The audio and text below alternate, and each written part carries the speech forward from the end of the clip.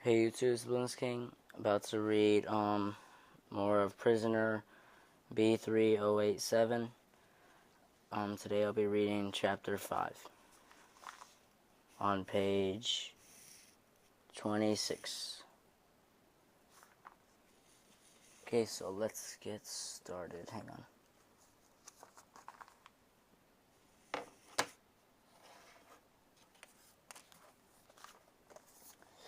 Chapter 5. 1942 came, but the British didn't, nor did the French. They were too busy fighting the Germans in the West.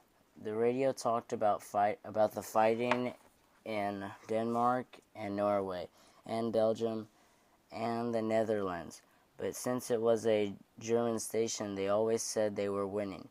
Uncle Moshe said we couldn't trust anything we heard, but he listened to every word anyway, just like the rest of us. All I cared about was getting out of our crowded house for some freedom and fresh air, but my parents were still worried I'd be snatched up by the Nazis. The snow was still thick on the ground, with more falling every day, and Jews were put to work shoveling it off the streets. The Nazis also took Jews away to work in Krakow's factories. Some of the truckloads of Jews never came back, but nobody knew what happened to them. My parents didn't want to take any chances, one way or another, so I had to stay in our building at all times. I took my ball into the hallway outside our apartment and practiced kicking it against the wall until the mean old Mr. Immerglick across the hall came out and yelled at me to stop. I was just about to go downstairs to the basement and play when I heard a scream from one of the lower floors. Then footsteps, lots of footsteps, a door smashing, more screams. I ran back inside our flat. "Mama! Mama!" I called to my mother. "Something is happening in the building." Everyone staying in our apartment came together in the sitting room. We listened as the screams and crashes grew closer. I felt sick. I wished my father were there with us, but he had gone out to stand in line for our vegetable rations. Thump, thump, thump. Someone pounded on our door and we all jumped. "Open up, on authority of the Judenrat." Everyone looked at my mother. It was our flat, after all, but she just watched the door with big round eyes. My heart was racing. What should we do? What could we do? "Mama," I said. Thump, thump, thump. "Open the door or we'll break it down," said another voice, this time in German, a Nazi. "Mama," I said, "if we don't open it up, they'll shoot us." My mother stared at the door. None of the other parents made a move. I had to do something. I hurried to the door and unlocked it, and a German officer and a Judenrat police officer pushed past me down the hall. The Judenrat were the Jews the Nazis put in charge of the ghetto.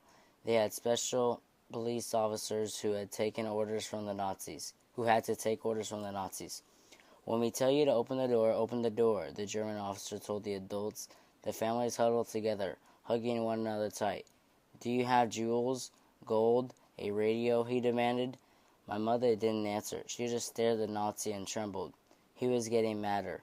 I could tell. The officer took a step towards my mother, and I spoke. "In the kitchen," I said. The German turned to look at me with his cold blue eyes, then nodded to the Jewish policeman, who carried a sack. "Your valuables," the officer said, "now, or you will be taken away." Someone screamed across the hall. Old Mr. Immerglick and her family were being dragged away by German officers. Her son, a man my father's age, had blood running down his forehead. "Give it to them," I yelled. "Give them anything they want." The other families in our flat scrambled to give the Nazi officer everything they had squirreled away. Little bits of jewelry, a pocket watch, a handful of zloty. The members of the Judenrat came out of our kitchen with his sack stuffed with more than just our radio and went into the bedrooms, looking for anything more of value. The German officer pulled the necklace from my mother's neck and twisted her wedding ring from her finger. She flinched when he did it, but she didn't say a word. This flat can stay, the German officer said, pocketing my mother's jewelry. "But next time, open the door more quickly or we'll send you to the east with the rest." "Yes, sir. We will, sir," I said. The two men left, and we all stood frozen, listening to the shouts and sobs above us and below us. Out on the streets, two big gray military trucks pulled up, and Jews from our apartment building and all the buildings around us were herded into them by German soldiers. They carried nothing with them, no suitcases, no extra clothes, no food, no personal belongings. Wherever they were going, they would have to do without. Something clattered in the hall outside. The doors to our flat and the Immerglick's apartment were still open.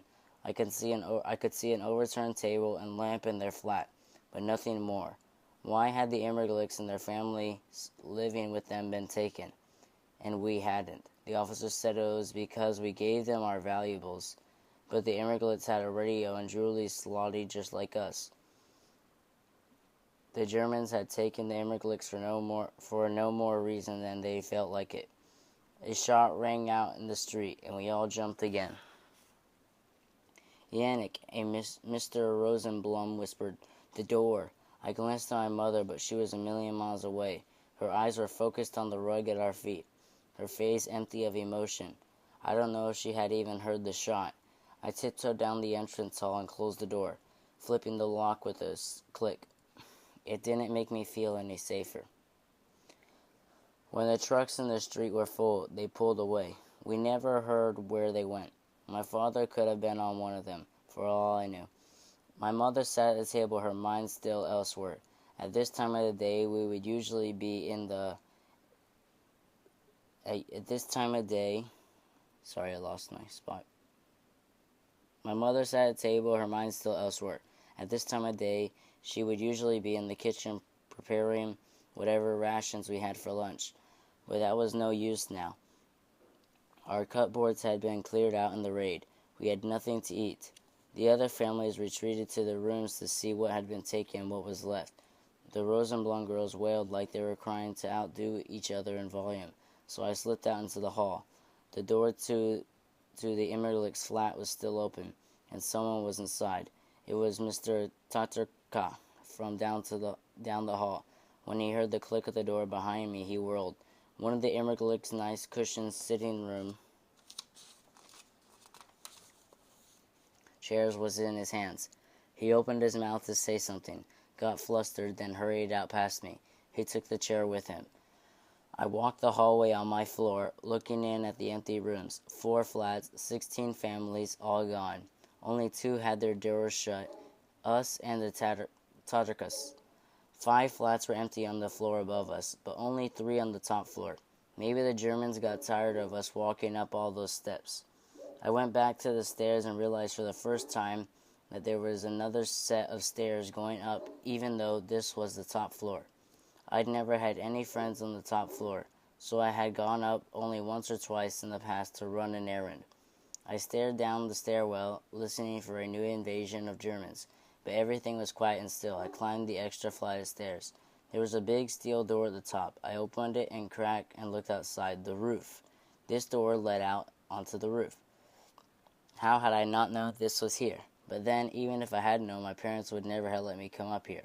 Not in the past, when things like bedtimes and homework and safe places to play had been important. None of that mattered now. When I pushed my way outside and stood on the roof of our building, it was flat and covered with gravel. Pipes and conduits stuck up out of the roof here and there. The roof's edges, a little more than half a meter all the way around, were plastered with black tar.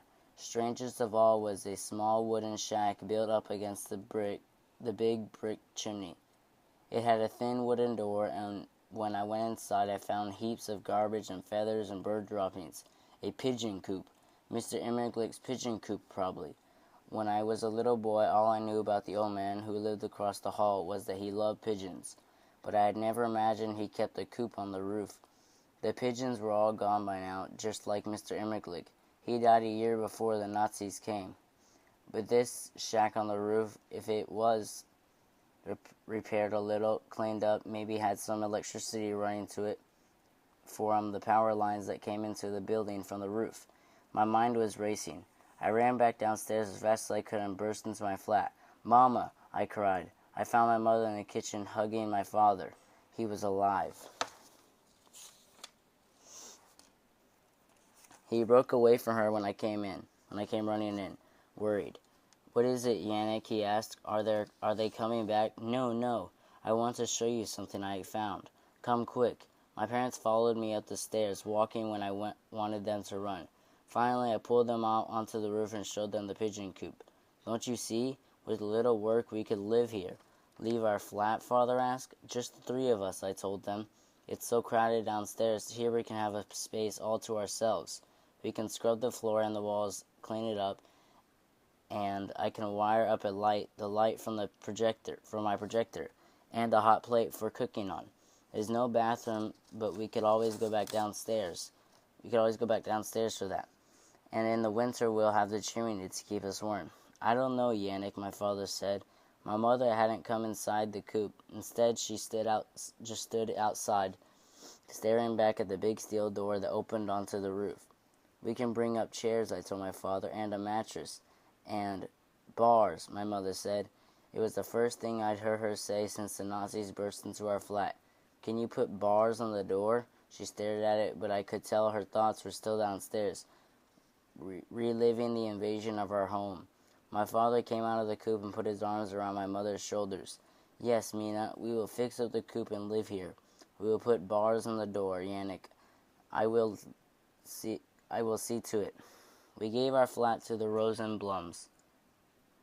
The Brotmans were already moving into the Immerglick's apartment across the hall. All the empty flats in our building would soon be overflowing with families as more Jews were marched in through the gates. But for a short time at least, we would all live like normal people again. While my father and I worked to clean the coop, my mother sat on the roof and sewed hidden pockets into the linings of our coats. Inside them, she hid all the money and valuables we had left. She never said another word all that day. Father and I found 4 heavy steel bars in the basement. By sundown, we lifted the last of them onto the door to the roof. They slid into place so we could take them off to go out, but so that no one from inside the stairs could push through. There, I told my mother, no one will be able to break in ever again. Okay, if you want to hear more from prisoner B-3087, you want to hear chapter 6, look for my next video.